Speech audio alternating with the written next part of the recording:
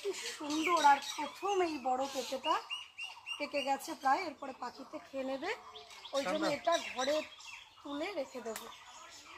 এ মা বোটাটা হয়ে গেল এই যে। আর এইটা পাকলে কেমন লাগবে দুদিন ঘরে রেখে দেখি, তারপর দেখাবো। বেশ বড় আর অন্য টাইপের পেঁপে এটা, যেগুলো ওই বাজারে কিনতে পাওয়া যায় খাওয়ার জন্য শুধু, সেই পেঁপে। অনেকদিন পর আমাদের বাড়ি এই পেঁপে গাছ হয়েছে।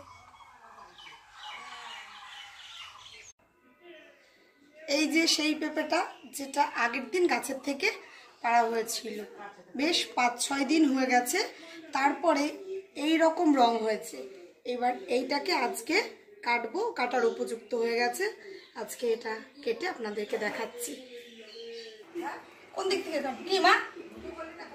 এই তো করছি, এদিক থেকে কাটবো। কাটো কাটো কাটো, লম্বায় কাটো, এরকম করে। ছোট বড় হোক না। কি আছে ভিতরে? মাম্মি ওয়াও, কি সুন্দর! এগুলো দেখে যা।